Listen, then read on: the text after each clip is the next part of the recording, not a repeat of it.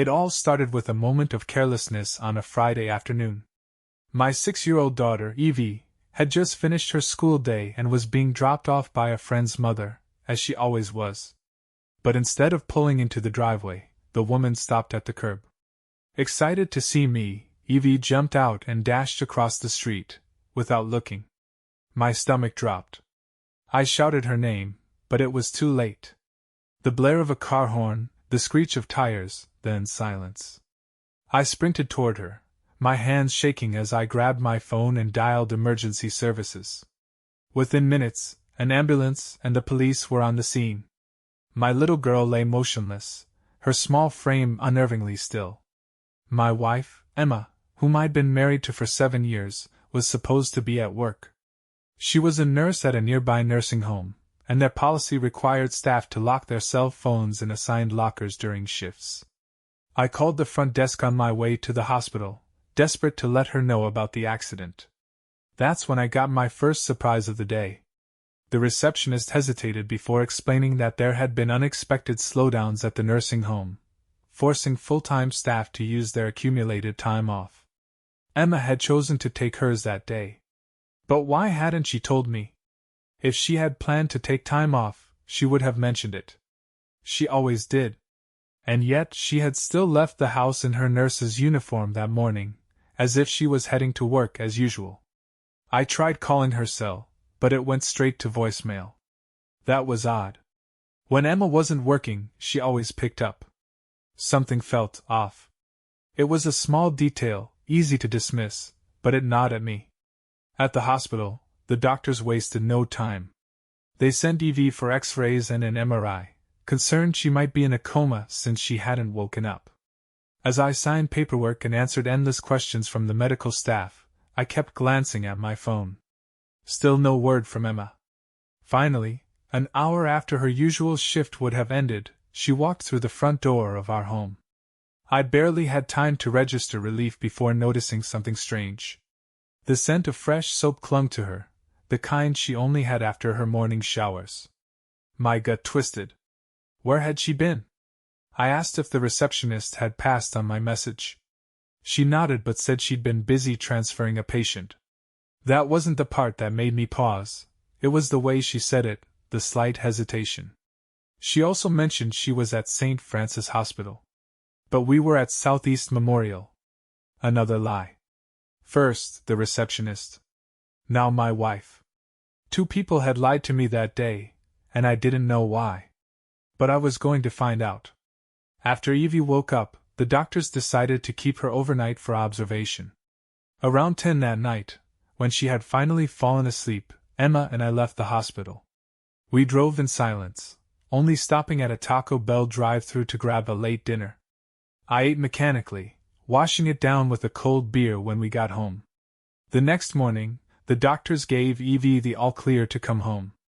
I felt a massive weight lift off my chest. She was okay. It was nothing short of a miracle. At the hospital, our family doctor, Dr. Ronald Foster, examined her one last time before discharging her. Before we left, he advised us to schedule a follow-up appointment in 3 weeks. Sometimes issues arise later, he said. You won't always notice them right away. I nodded, appreciating his thoroughness. But something else was still gnawing at me. Once we were back home, settled into a quiet routine, I asked Emma again about her Friday. Her response didn't sit right with me. Normally, she'd chat about her day, any new patients, funny incidents, or just workplace gossip. But this time? Nothing. Little pieces of our everyday communication were missing, and the gaps were too deliberate. It was a small thing, but small things were starting to form a pattern. My wife was hiding something. I started thinking back over the past few weeks, wondering if I had done something to upset her. Emma had always been the type to hold on to grudges. If she felt slighted, she wouldn't bring it up directly, she'd just pull away. Emma and I had history. We were high school sweethearts, on and off since junior high. Every time we broke up, it was because something, or someone, new had caught her interest. I used to think it was just youthful impulsiveness, a phase she'd outgrow. But now I wasn't so sure. I had joined the fire department after high school, working my way up. Meanwhile, Emma had pursued her LPN certification, determined to become a registered nurse. We had built a life together, a family. But standing in our home, with my daughter resting upstairs and my wife avoiding my questions, I realized something unsettling. That life might not have been as solid as I thought. I reconnected with Emma under unexpected circumstances. I was injured in the line of duty, battling a fire. 6 months later, we were married. It had felt like fate, like we had found our way back to each other at exactly the right time. By the time she became a registered nurse, our daughter was already 2 years old. Emma had always been striking, dark shoulder-length hair, piercing blue eyes, and an effortless elegance that made people take notice. But it wasn't just her looks. She had a warmth about her, a way of making people feel at ease. Everyone who met her liked her. That's why this didn't make sense. In all our years of marriage, we had never had any real conflicts. No betrayals, no big fights. If anything, we had been talking about expanding our family, something Emma had seemed just as eager about as I was. Then came Sunday. We had been invited to a barbecue at a coworker's house, a casual poolside gathering where we could unwind with our daughter. Getting ready was simple. We wore our swimsuits under our clothes and packed up what we had been assigned to bring. On the way, I stopped at the grocery store to grab my contribution, premium franks and buns, enough for 16 people. These weren't just any hot dogs. I had stumbled across them by accident once, and had been hooked ever since. They had a distinct smoky flavor, best achieved when boiled first before grilling. It kept them juicy, rich. I called them Smokies. Over the years, they had become a hit at gatherings. People always loved them. As everyone mingled outside, I stayed in the kitchen, quietly tending to my ritual, boiling the franks, drying them off, then finishing them on the grill. No one really noticed me, which was fine. I liked the small, solitary task. Meanwhile, Emma was outside chatting with Olivia, our host. Olivia was head of HR at the nursing home where she and Emma worked, and from the looks of it, they were catching up while watching our kids play near the pool. I wasn't paying attention to their conversation, until I overheard something that made my stomach drop. It was Olivia speaking, her tone playful but laced with something more. Dr. Ronald Foster used to come by every Friday afternoon to check on his nursing home patients, she said. But lately, he only comes when you're on duty. It's making some of us wonder if there's something more going on. Is there something I should know? I felt my pulse in my ears. Emma hesitated. A fraction of a second too long. No, not really, she said, shifting uncomfortably. Her face flushed slightly, and she avoided Olivia's gaze. I knew that look. It was the expression she wore when she'd been caught in something she didn't want to explain. We're just professional friends, Emma continued quickly, trying to smooth over the moment. He appreciates the detailed reports I send him about his Alzheimer's patients. It helps him manage their medical needs. Olivia wasn't convinced. Well, that's not what people are saying in the halls, she shot back. Whatever is going on, it better stay strictly professional at work. Otherwise, these rumors are only going to get worse. Emma barely reacted. I'll talk to him about it next time I see him, she said, already moving to change the subject. I have another appointment with him next week. I clenched my jaw. She was lying. Emma didn't have any scheduled appointments with Dr. Foster next week. I knew her routine, her shifts. There was nothing on the calendar. And just like that, the pieces started falling into place. The strange phone call from the nursing home. The way she had taken off work without telling me. The receptionist lying to me. Now this. As Emma walked toward the pool to check on our daughter, I muttered under my breath. She's lying. I hadn't meant for anyone to hear me, but Olivia turned sharply, catching the shock on my face.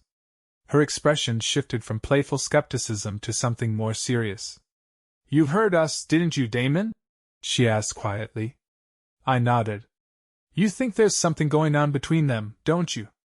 I let out a slow breath, trying to steady myself. Over the past few days, I've noticed little things. Small inconsistencies. But now, after hearing that, it's painting a very different picture. I glanced toward the pool where Emma was fussing over Evie, acting as if nothing had happened. Her face said everything. I muttered. She's hiding something.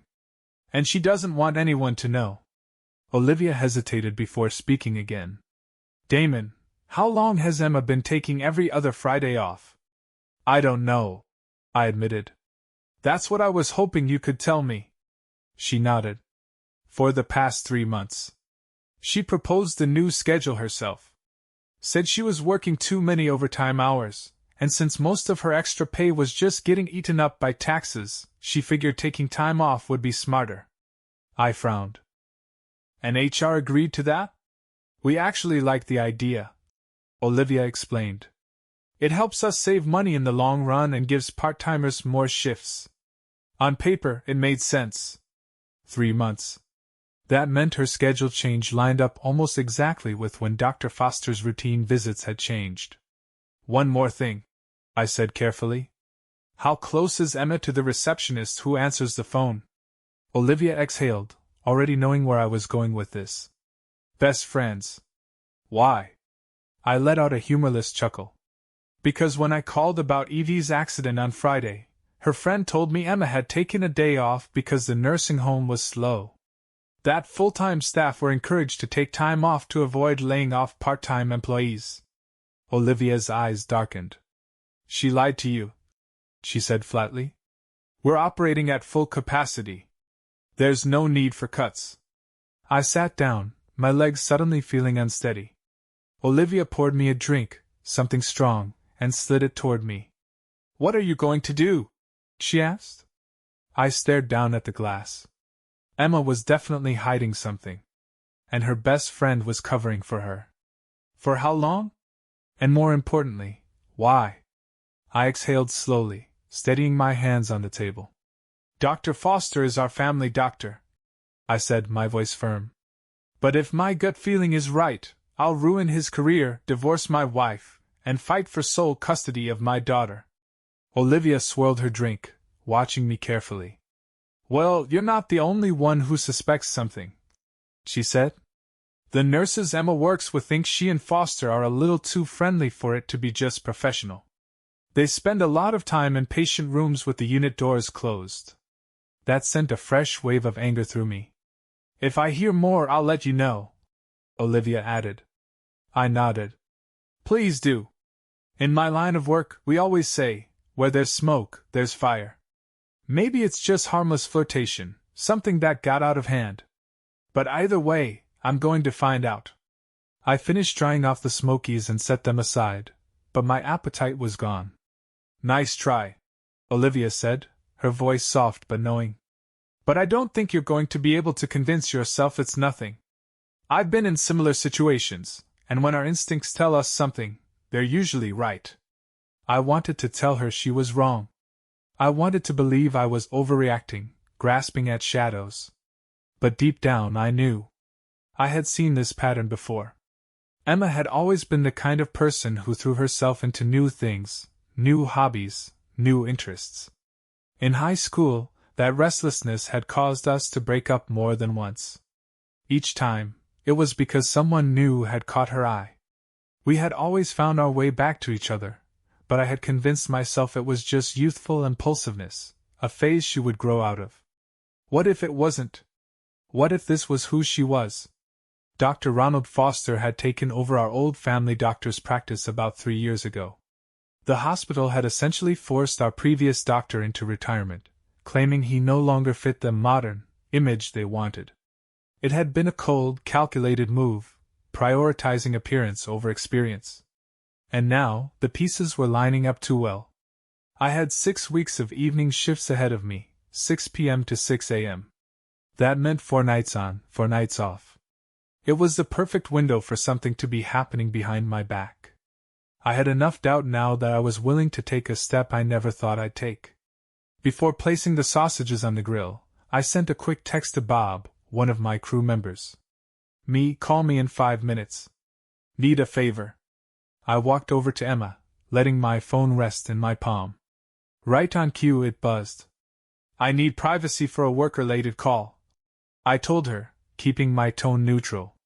She barely reacted, simply nodding and turning back to Olivia. I walked to the front yard and answered. Bob, remember the team we put together when Glenn needed help with his ex-wife a couple of years ago? I asked. Of course, Damon. It worked well and didn't take long, Bob replied. Who needs our help this time? I do. A beat of silence.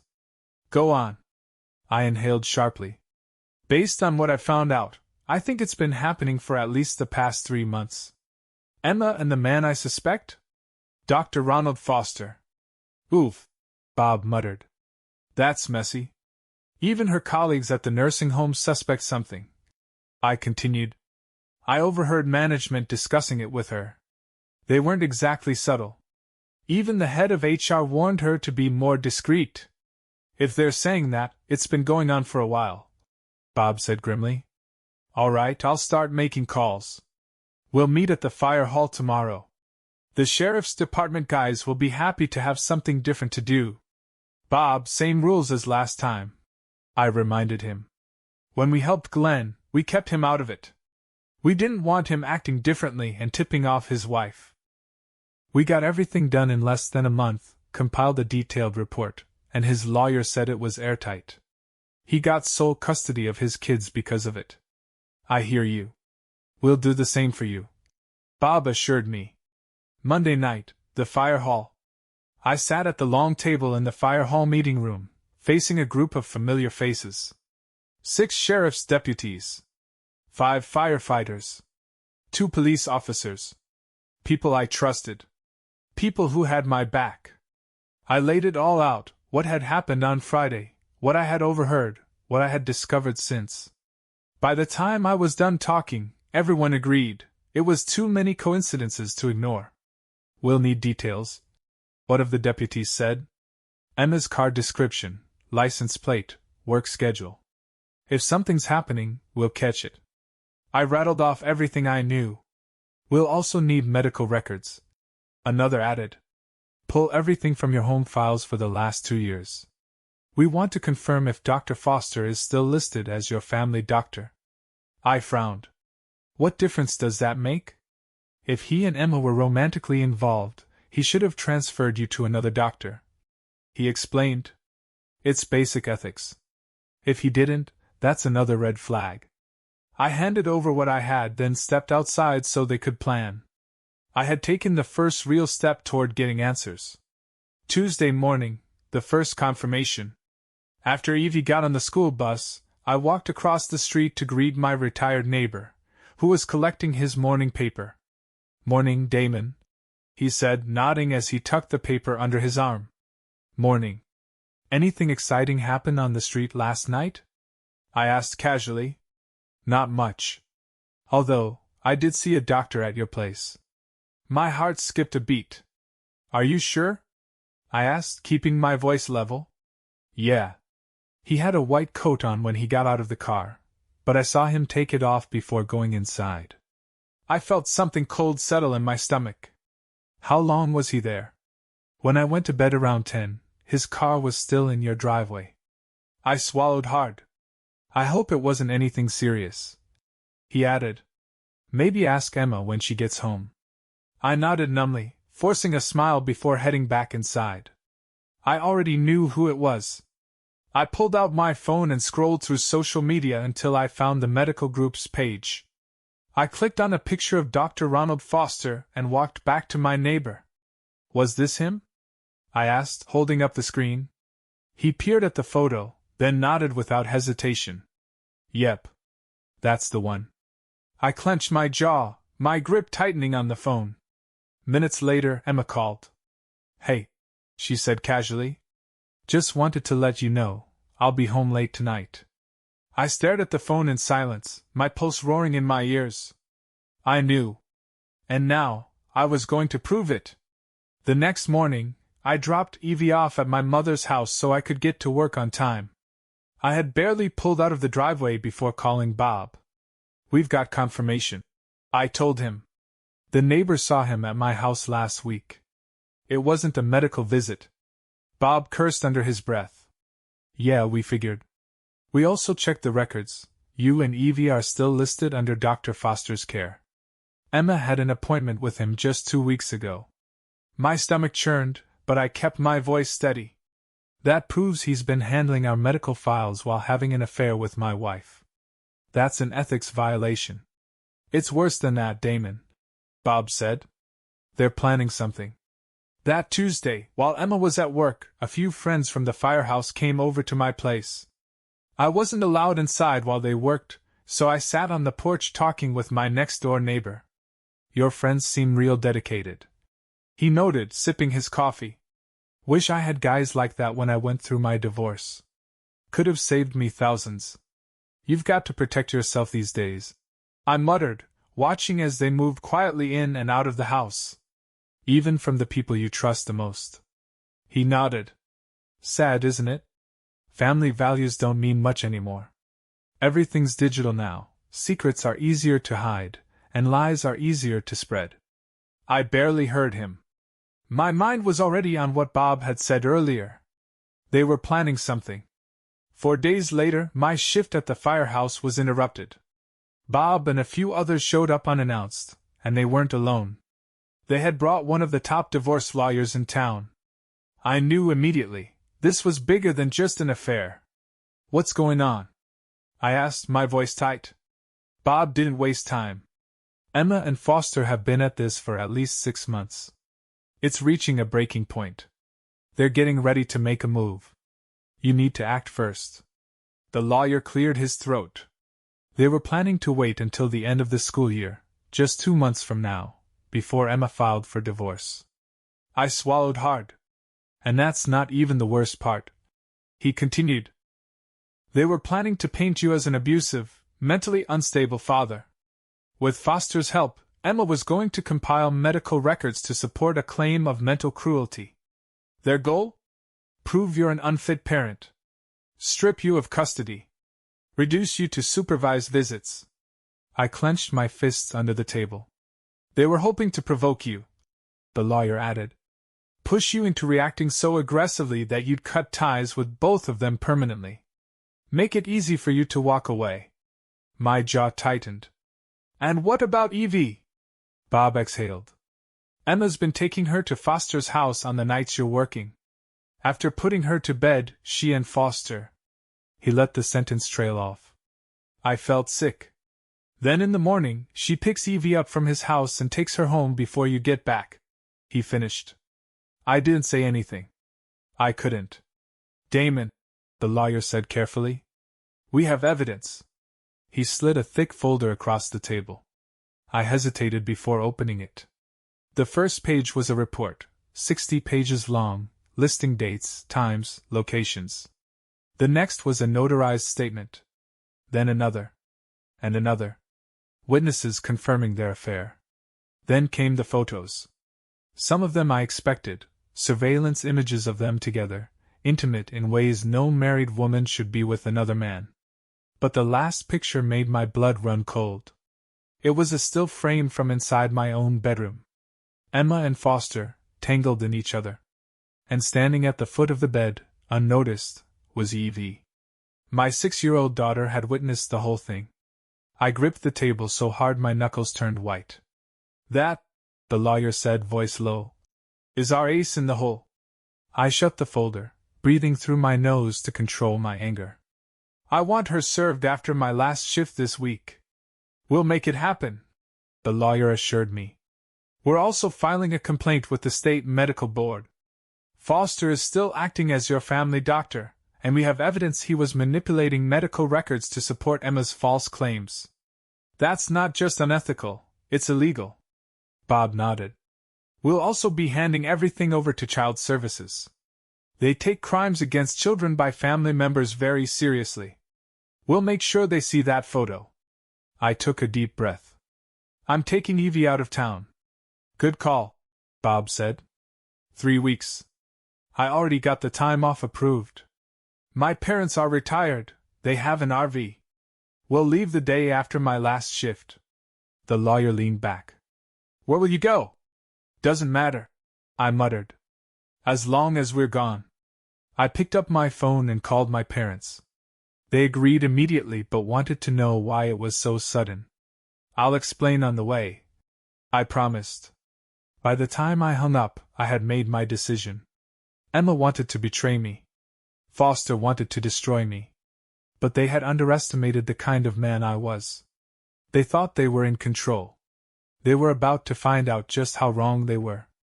I had to make sure my daughter would be safe, no matter what.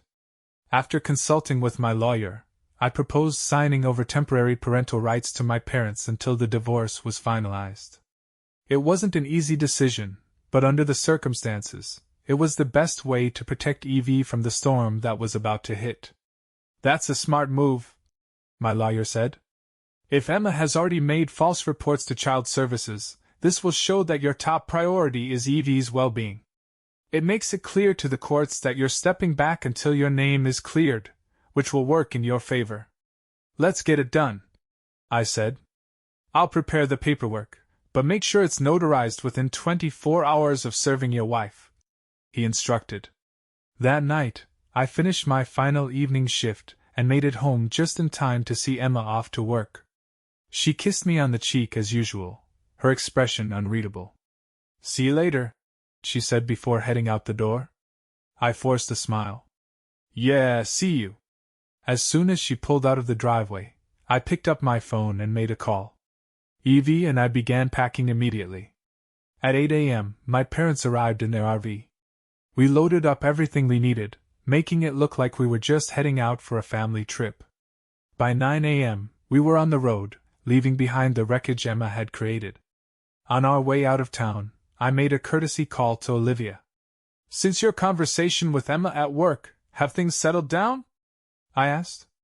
Strictly professional now, Olivia confirmed. The rumors have died down, but that doesn't change the fact that people are watching her closely. They should be, I muttered. I have undeniable proof of her affair. It's been going on for at least 6 months. Legal papers will be served at her workplace today. Olivia didn't sound surprised. I'll be there to witness it. Keep me updated. After hanging up, I sat back in the RV, watching the town disappear in the rearview mirror. My mother reached for a large envelope I had placed on the table. What's this? Everything we've discovered, I said. Read it. My dad, who was driving, glanced at me through the mirror. What exactly is going on, son? I exhaled. Emma was planning to divorce me at the end of the school year. She was working with Foster to set me up, to make me look unstable so she could get full custody. If they hadn't been caught, I could have lost Evie forever. Silence filled the RV as my mother flipped through the documents. Then, suddenly, she gasped. Oh my God! She whispered, her hands shaking. I didn't need to ask what page she was on, I already knew. They let my granddaughter see them? She hissed, fury in her voice. That woman! I'll take care of her myself. Dad tightened his grip on the wheel. Dr. Foster just signed his career's death certificate, he said. The state medical board won't take this lightly. The entire partnership he's part of will be under investigation. Emma will be lucky if she gets supervised visits after this. Mom added. Damon, when you come back, you and Evie are living with us. And if Emma shows up at my door when you and your father aren't home, I'll answer with a loaded magnum. I smirked despite the situation. My mother had always been fiercely protective of her family. She had taken down plenty of people who thought they could manipulate or threaten those she loved. Emma had no idea who she was messing with. After a few hours on the road, we stopped for gas. I took over driving so Dad could go through the documents himself. His reaction was about the same as Mom's: shock, disgust, and cold, hard resolve. Around 3 p.m., we pulled into a trailer park for the night. Mom had already booked the spot, planning to make these 3 weeks all about spoiling her granddaughter. Evie and I went swimming in the pond, enjoying a moment of normalcy. But just as we got back to the RV, my phone rang. Olivia. Hey Olivia. I greeted her. Hope your day went well. Damon, we haven't had an exciting day like this in months. she said, a grin in her voice. Oh? Dr. Ronald Foster has been temporarily suspended from practicing until the medical board completes their investigation. I paused. That was fast. They only suspend doctors that quickly if the complaint is serious and backed by strong evidence. Olivia explained. It shows they're taking this very seriously. The final outcome will take about 3 months, but he's already in deep trouble. I nodded to myself. I sent them everything I included in the divorce petition. That's probably why they acted so quickly. Speaking of which, Olivia continued. At 3 p.m., your soon-to-be ex was served. Right at shift change. It was a scene, Damon. Tell me everything, I said, sitting on the edge of my seat. Well, security was informed to expect the process server. I had them notify me before allowing him in. When he arrived, I personally escorted him to Emma's section. I grinned. Bet she didn't see that coming. Not at all. Olivia chuckled. The young man walked up to her and asked, Are you Emily? When she said yes, he handed her the envelope and said, Congrats, you've been served. I could picture it perfectly. Then came the best part. Olivia continued. The first thing she pulled out of the envelope was a full-color photo. I knew exactly which one it was. Oh no! Olivia mimicked Emma's horrified scream. She took one look at the picture of her and Ronald in bed, completely unaware that Evie was standing at the foot of the bed watching, and fainted on the spot. I burst out laughing. You're serious? Dead serious, Olivia confirmed, clearly amused. Your lawyer made sure that was the first thing she saw. The reaction was priceless. I leaned back in my seat, exhaling slowly. Emma had played her game. She had made her moves, convinced she would win. But she had underestimated me. And now? She was the one paying the price. I couldn't help but chuckle. She got exactly what was coming to her. Did the state get a copy of that picture? Olivia asked, her voice laced with curiosity. I exhaled. Most likely. Knowing my lawyer, he made sure they had everything. She whistled. Then the state has no choice. Foster was having an affair with a patient and allowed her minor child to witness it. That alone could get his license revoked permanently. My dad thinks he's done for good, I added. But at the very least, he's going to be out for a long time. I leaned back against the RV seat, staring out at the trees passing by as we drove.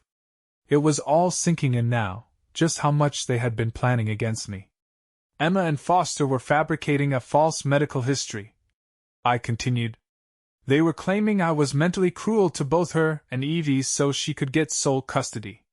If that can be proven as fraud, criminal charges might come into play. Olivia let out a slow breath. It's a mess, Damon. But her problems are piling up fast. Since that photo surfaced, people here are turning on her. The staff doesn't want to work with her anymore. Some are even refusing to be in the same room as her. I'm redoing the nursing home schedule as we speak because half the team says they can't trust her. I smirked. And she hasn't even realized yet that Evie and I are out of town. Oh, she will soon enough, Olivia replied. When she left work, she was already shaken. But wait until she comes home and finds out you and Evie are gone. I sighed. My lawyer advised me to leave town. Given the accusations Emma and Foster were planning to make, he said it's best I'm never alone with Evie until this is over. Smart move, Olivia agreed. Emma's a nurse, she has friends in the system. It wouldn't be hard for her to make her claims sound credible. There could already be rumors starting. I'm not taking any chances, I said firmly. We ended the call, promising to stay in touch. When I turned back around, my parents were watching me, their expressions unreadable. It was as if they were only now realizing the full extent of what Emma and Foster had tried to do. I cleared my throat. Mom, can you find the address of the nearest notary for us tomorrow morning? Why? She asked. My lawyer has prepared legal documents granting you and Dad my parental rights until the divorce is settled or my name is cleared. We need to have them signed and notarized by 3 p.m. tomorrow. My mother's eyes welled with tears. Are you sure about this? It seems extreme. I nodded. Yes, Mom. Even my lawyer thinks it's the best course of action. We don't know what's in those false medical reports yet, and I won't risk them taking Evie from me. This is the only way to guarantee her safety until I can prove I'm not a danger to her. Mom wiped at her eyes, her voice trembling. You're doing the right thing. Meanwhile, back home, Emma pulled into the driveway, feeling the weight of exhaustion settle over her. It had been a horrible day at work, whispers behind her back, co-workers giving her judgmental stares, Olivia treating her with cold professionalism. She knew why. The envelope in her bag felt heavier than it should. She climbed out of the car, bracing herself for the confrontation she expected to have with Damon. He had to be furious, and honestly, she wasn't sure what she was going to say. As she reached the front door, she rang the bell, waiting. No answer. She rang it again. Still nothing. Frowning, she reached for her keys and unlocked the door. The house was silent. Too silent. Where was Evie? Damon? She called hesitantly. No response. Her heart pounded as she hurried inside, glancing around. The living room was neat, the house untouched, but there was an emptiness to it. It took her a moment to realize why. Evie's shoes weren't by the door. Her backpack wasn't on the chair where she usually left it. Emma swallowed hard, finally pulling out the legal envelope from her bag. She tore it open, her hands trembling as she read through the pages. Damon had uncovered everything. Their affair. Their conversations. Their plan to fabricate a medical history against him. Worst of all, the evidence was irrefutable. Her mind raced. Foster had acted too soon, too aggressively. They had intended to build the case gradually, but because Damon had caught them early, the false reports hadn't even been filed yet. Now they never would be. Even worse, Foster had been suspended. He couldn't even access his files to try and cover his tracks. He still had no idea what had been filed against him. Emma clutched the papers in shaking hands. Damon had proof that Evie had witnessed them. And now, the entire town knew. She sank into a chair, realizing with growing dread what this meant. Getting sole custody was impossible now. But maybe joint custody with primary care was still an option. If she could reach Damon, he would listen to her. He always did. She quickly dialed his number. Voicemail. She texted him. No reply. She tried his parents' house. No answer. Panic creeping in, she called her sister. Evelyn picked up after a few rings, but her voice was tense. Hi, Emma. Evelyn, I need to. Don't bother, her sister interrupted. Damon was clever. He sent our entire family a copy of his divorce petition. Emma's stomach dropped. Mom and Dad have read everything, Emma. And they're disgusted. They said they don't even recognize you anymore. Emma's throat tightened. Evelyn, please. You tried to destroy Damon's life. Evelyn continued coldly. And now that it's backfired, you want to play victim? I just want to talk to him. You can't. Evelyn cut in. Because he and Evie are gone. Emma's heart stopped. What? Damon called Mom and Dad this morning, right after you left for work. He told them everything. He said, your daughter and her lover have left me no choice. I have to take Evie out of town until this is settled.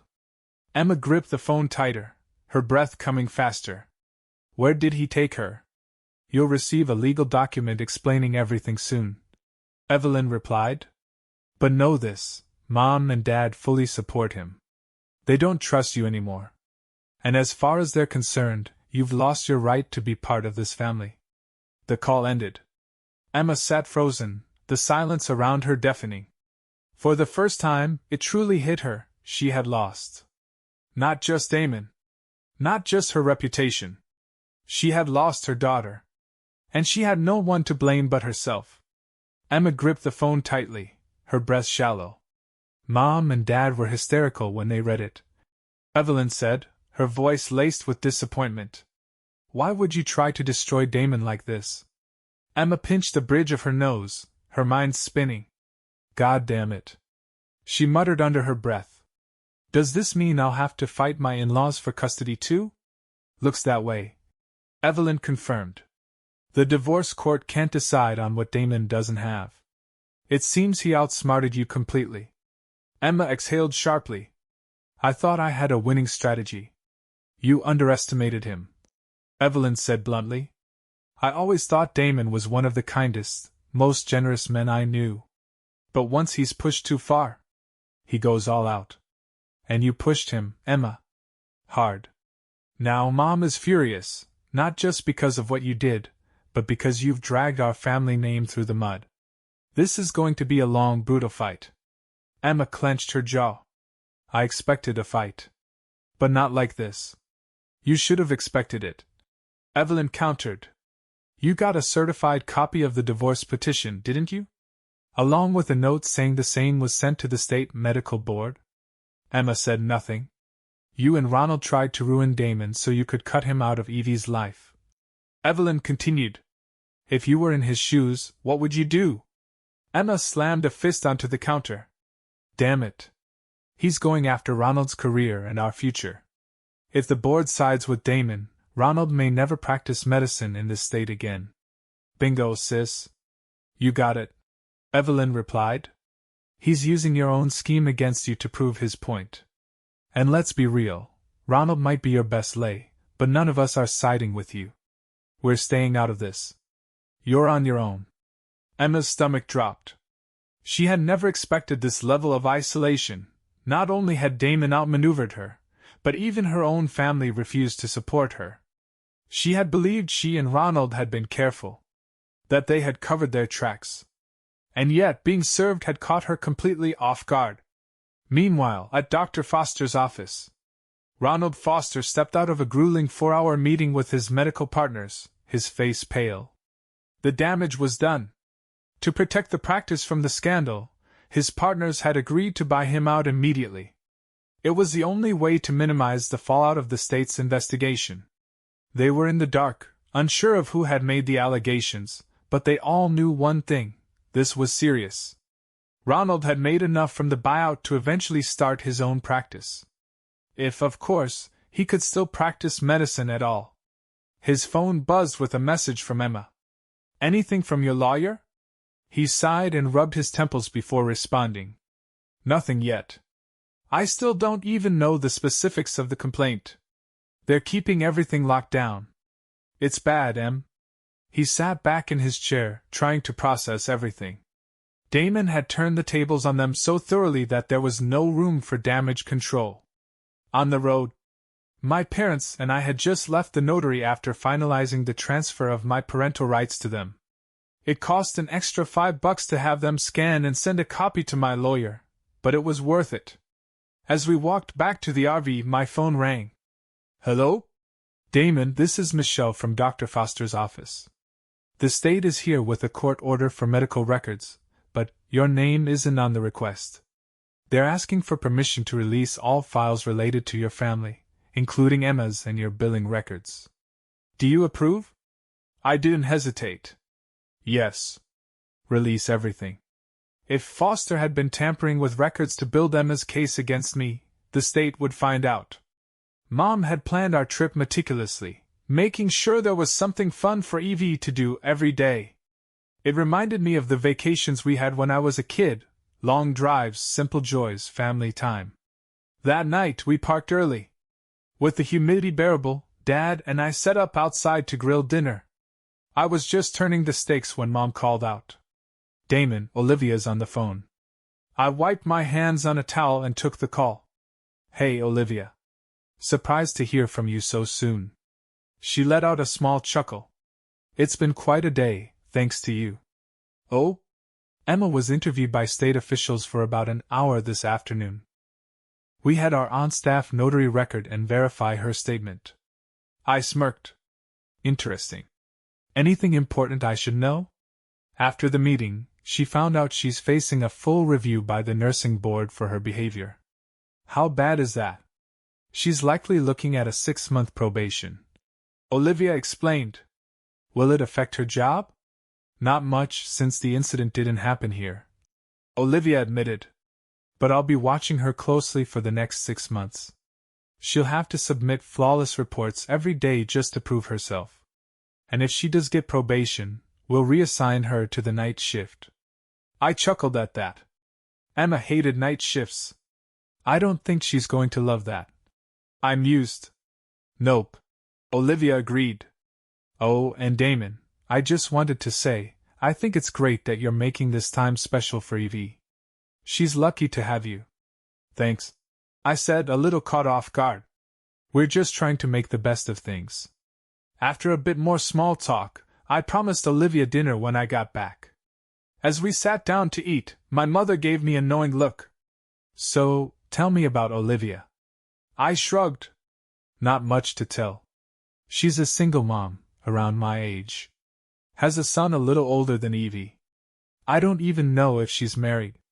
Mom hummed thoughtfully but didn't press further. The return home. Olivia and I stayed in touch for the rest of the trip. The day before we returned, I called my lawyer to arrange access to the house so I could collect my things. That's when I got the news. Emma had already moved out. She had taken what she wanted and was now living with Ronald. I wasn't sure whether to laugh or shake my head. We cut our trip short by a couple of days to start sorting things out. Early Friday morning, my parents dropped me off at the house while they took Evie to our new home. Stepping out of the car, I let out a slow breath. The house was still mine, but it didn't feel like home anymore. I grabbed the mower from the garage and got to work on the overgrown lawn, letting the simple task clear my head. Before long, one of my neighbors wandered over, beer in hand. "Welcome back, Damon," he said, passing me the cold can. I accepted it with a nod. "Thanks. It's good to be back." And for the first time in weeks, I meant it. I finished mowing the lawn and wiped the sweat from my brow. One of my neighbors walked over, a cold beer in hand, shaking his head. "Clever move," he remarked, handing me the drink. "News of your marriage breakdown made the local headlines. Everyone's talking about it." I sighed. Figured as much. Once I finished the beer, I called a locksmith to have all the locks changed. There was no telling if Emma still had a spare key, and I wasn't taking any chances. The rest of the day was spent cleaning up the mess she had left behind. I called my mom to see if there was anything she needed from the house before I cleared it out. "No," she said. "Just our clothes and Evie's. The rest can go, we'll sell it with the house." So, I packed up all the canned goods and frozen food we had left and took them to the local food bank. Then I came back to clear out the fridge. When I brought everything home, Mom insisted on washing all of our clothes, just in case something had been done to them. I didn't question it. By the time 4 p.m. rolled around, I picked up my phone and dialed Olivia. She answered almost immediately. "Hey, Damon. You're back?" she greeted. "Yeah, got in this morning. Spent the day cleaning up the house to get it ready for sale." "Sounds like a long day." "Yeah," I admitted. "Listen, I was wondering if you and your son wanted to join Evie and me for dinner tonight?" "I'd love to, but he's with my mom for the weekend," Olivia said. "I'm free though." "Great. I'll leave Evie with my mom and pick you up at 7. Red Lobster or Outback?" "Red Lobster sounds great." That night I dressed up a bit, nice shirt, dress pants, and slip-on leather shoes. It felt good to do something normal again. We had a reservation, so we were seated right away. Over dinner, I learned more about Olivia. She had never been married and was raising her 7-year-old son on her own. Her father had been a firefighter, just like me. As we strolled through downtown Cape afterward, I realized just how easy it was to talk to her. By the time I got back to my parents' house at 11 p.m., Mom was still awake, waiting for me. "So, how was dinner?" she asked, a knowing smile playing on her lips. "It was nice," I said simply, brushing past her. She chuckled but didn't press the issue. Sunday afternoon, the confrontation. On Sunday afternoon, I was called into the office at the fire station. "Visitor waiting for you," the desk sergeant said. I already knew who it was before I walked in. And sure enough, it was my soon-to-be ex-wife, Emma. I pulled out my phone and discreetly opened my voice recorder app before stepping into the room. Mrs. Foster. I greeted, my voice flat. What can I do for you? Her jaw tightened.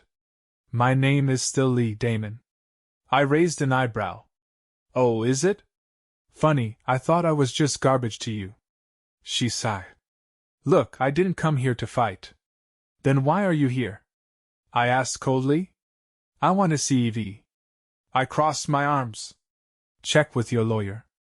I legally have no say in that anymore. Looks like you're knocking on the wrong door. She exhaled sharply. I know that, but you could help facilitate it. I shook my head. Sorry, I don't think Evie should be around someone who, let's be honest, is nothing but a lying, scheming fraud. Emma's face paled. Damon. Photos don't lie, Emma. I interrupted. They show exactly how much you cared about our daughter, while you were in another man's arms. She opened her mouth to respond, but I cut her off. Deal with my parents directly. Please leave, Mrs. Foster, and don't come back. If you do, I'll file for a restraining order. With that, I turned away and walked out of the office. As I left, I instructed the staff member on duty to escort her out. Later, he told me she had turned pale and broken down in tears as he walked her to her car. Damon had no choice but to react this way. He told her, if you felt even a shred of guilt over the past 4 weeks, you would have done something to clear his name. But instead, you tried to ruin him. And frankly, most of us who helped with the investigation find your behavior unforgivable. I didn't disagree. Monday afternoon, the state investigation.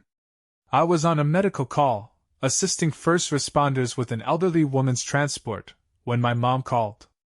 I let it go to voicemail and called her back when I returned to the station. Sorry, Mom. I was on a call. That's okay, she said. I just wanted you to know, the state came by shortly after I brought Evie home. Already? I asked. Yes. They spoke to her at school today, toured the house, inspected her room. I showed them the transfer of parental rights, and we discussed everything for a while. I assured them that I have never seen my son be offensive to anyone. I sighed in relief. That's good to know, Mom. Thanks. Oh, and Damon, Emma's parents are here. They're staying for dinner.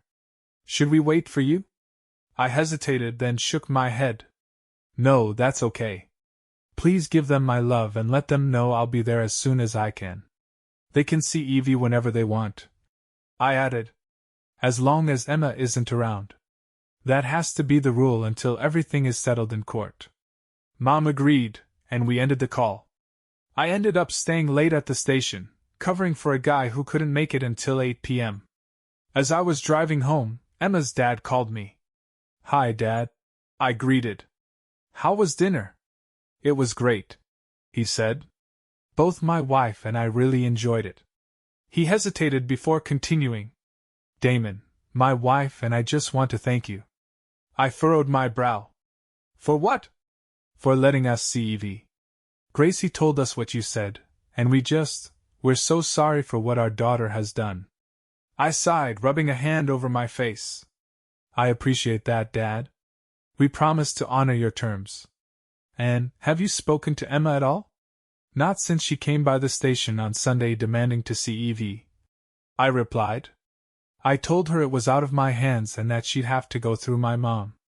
I see, he said, pausing. What did she say? Oh, I said, smirking slightly. Actually, I recorded the conversation. Want me to send it to you? Please do, he said immediately. So, I pulled up the file and hit send. As I drove the rest of the way home, I thought about everything that had happened. Emma had tried to ruin me. She had tried to steal my daughter, my reputation, my future.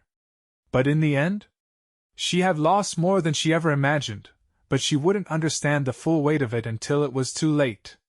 I guess the recording had the impact I expected because my father-in-law forwarded it to my parents, all of his kids, including Emma, and then sent me a text saying, the truth was well explained. Living in a small town had its advantages. The next morning, I found out that Emma and I were scheduled to appear before Judge Donald MacDonald on Friday afternoon at 1 p.m.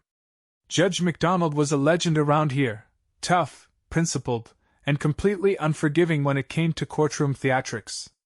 People often joke that he made Judge Roy Bean look like a pushover. My lawyer wasn't exactly thrilled about it. You need to be sharp in that courtroom, he warned. When MacDonald handles a case, it's like walking into a Friday the 13th movie. He doesn't tolerate slander, half-truths, or hints. He wants solid facts. If you hesitate, he'll call you on it. If you dodge a question, you'll regret it. Be direct and be ready. I had no intention of playing games. Friday, courtroom showdown. The courtroom was packed as Judge MacDonald took his seat.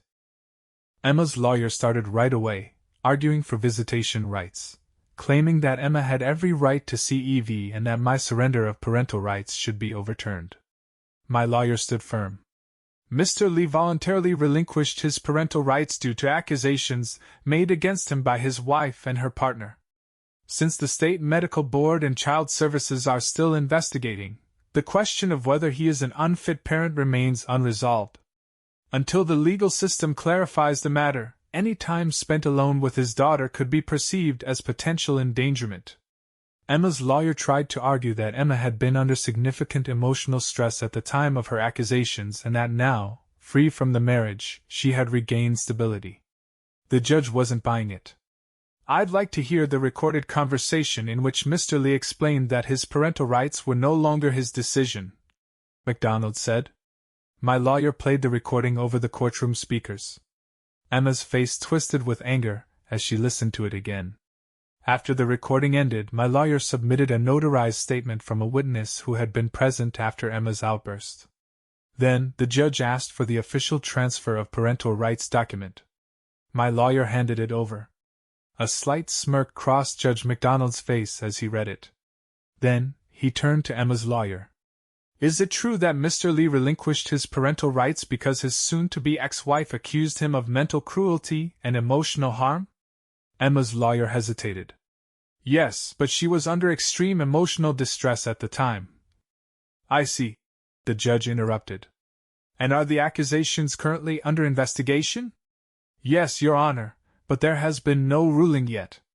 The judge leaned forward, flipping through the paperwork. Let's see what Mr. Lee's statement actually says. He read aloud. I voluntarily relinquish my parental rights until government agencies investigating allegations about my parenting make a determination, or until the court rules, based on evidence, that I am not an offender of any kind. Judge MacDonald looked up. Currently, there are 3 active investigations, correct? Yes, Your Honor, my lawyer confirmed.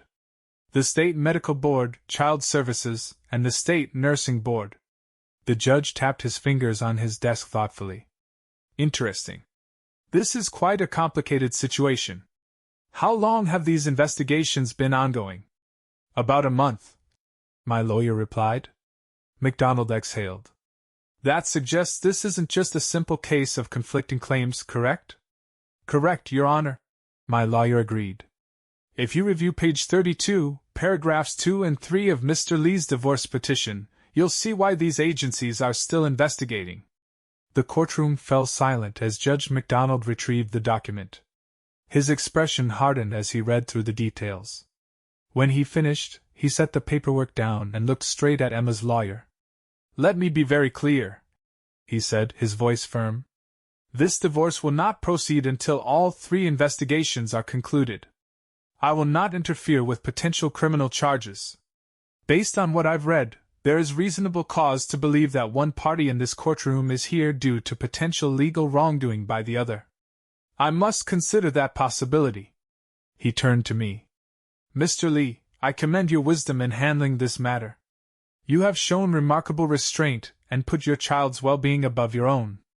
It takes a special kind of parent to remove themselves from a situation when uncertainty exists. Then, he glanced at Emma. Given the questionable conduct of both biological parents toward their child. He paused, letting the weight of his words sink in. And the actions of one, Mr. Lee has made the responsible choice to protect his daughter and himself from further complications.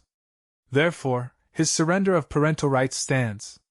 Until the state reviews all reports, no final custody decisions will be made.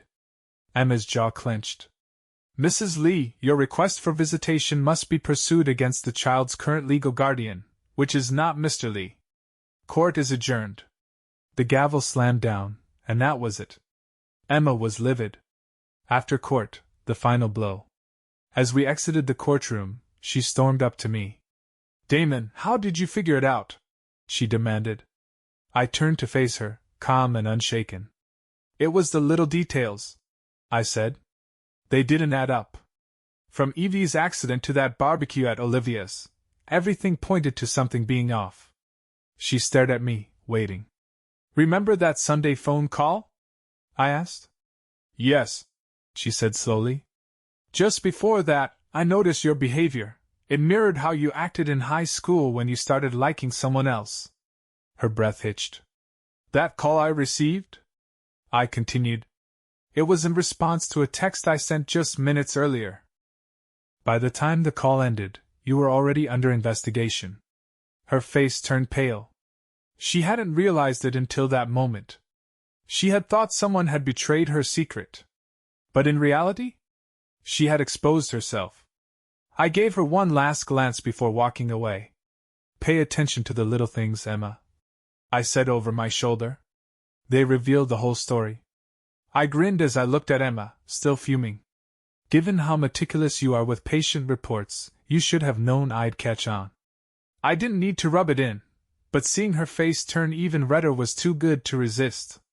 After court, I slipped into the men's room and ran into Judge MacDonald. I took the opportunity to thank him for his ruling. It was my pleasure, he replied, adjusting his tie. Once I reviewed the facts, it became crystal clear. Did my lawyer suggest I take that step? I asked, shaking my head.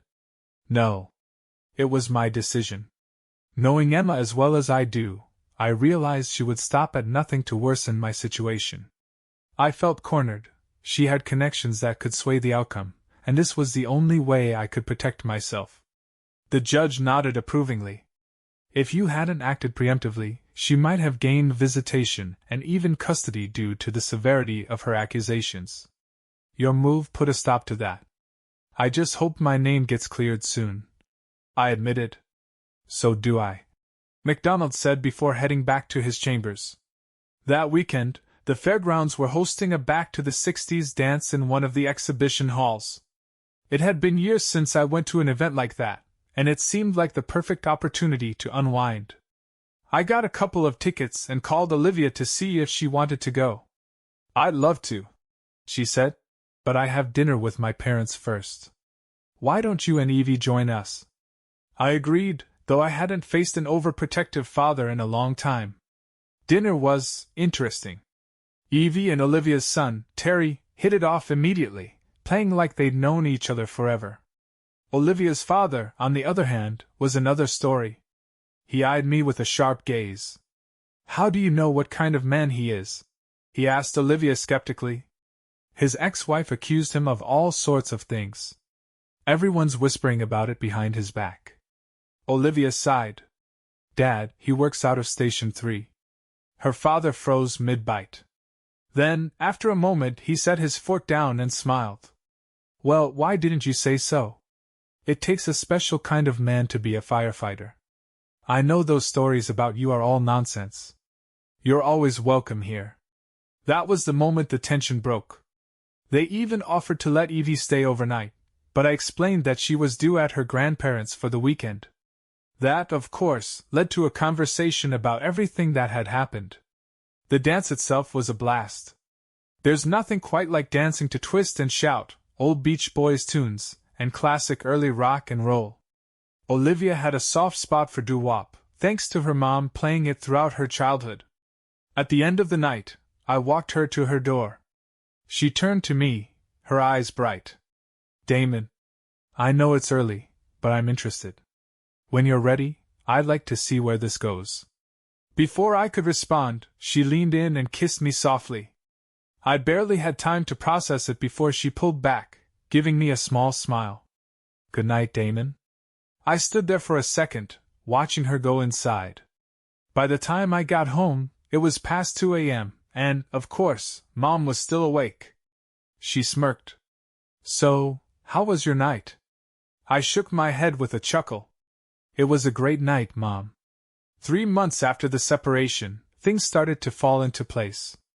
The state medical board found Dr. Ronald Foster guilty of multiple ethics violations, primarily falsifying medical records for personal gain. His attempt to ruin my life just so he could steal my wife didn't sit well with them. His medical license was permanently revoked. Olivia called me as soon as she heard the news, waking me from my sleep. I had just gotten back on night shifts and had only managed about 2 hours of rest. Damon! They ruled against Foster. His license is revoked permanently, she said excitedly. I sat up, now wide awake. Are you serious? Dead serious, she confirmed. There was no way I was going back to sleep after that. When I told my parents the news, Mom was overjoyed. As I came downstairs, dressed up, Mom raised an eyebrow. Where are you off to? I smiled. To ask the woman who stood by me through all of this if she wants to go to lunch. Mom's face lit up. Don't you think it's time we finally met Olivia?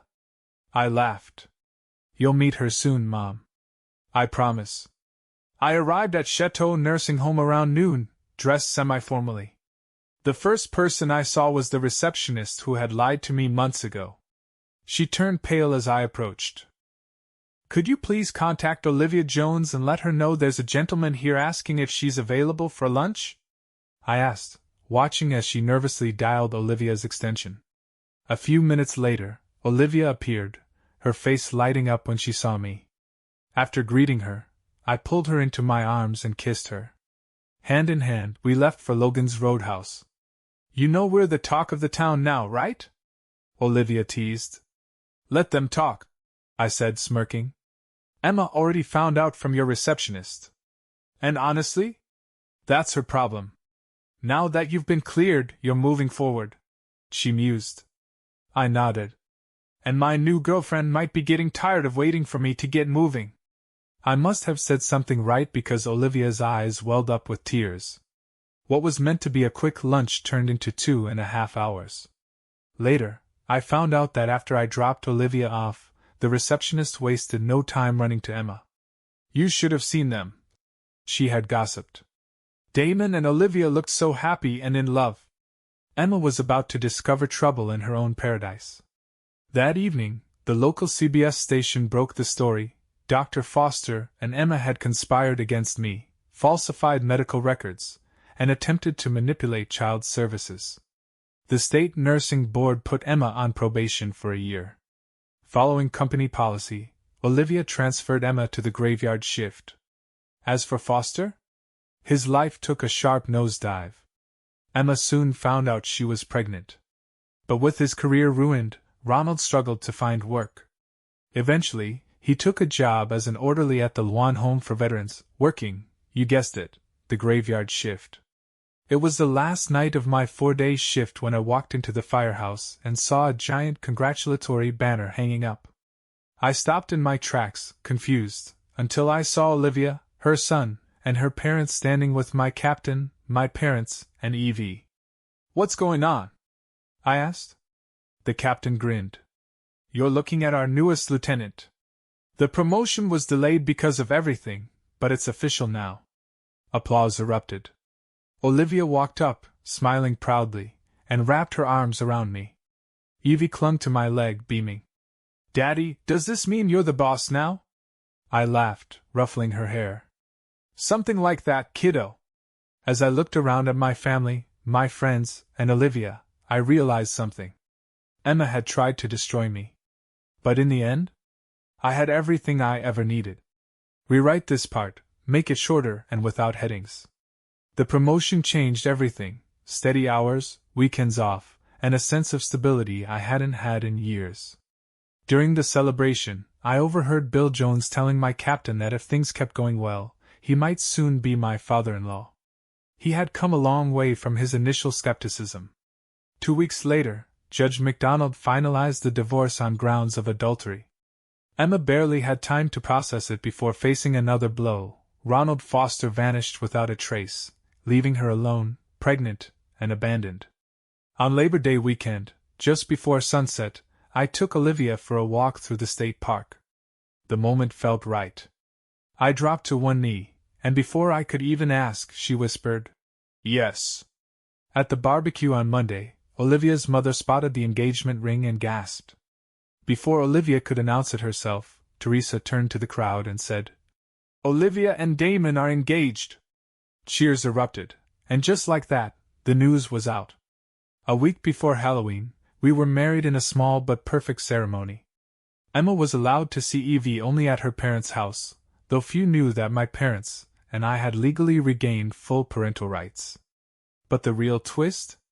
One of Emma's bosses at the nursing home was now my wife. She had to live with the consequences of her choices, watching from a distance as I built a life she could have been part of. Emma had tried to destroy me, but in the end, she had only destroyed herself.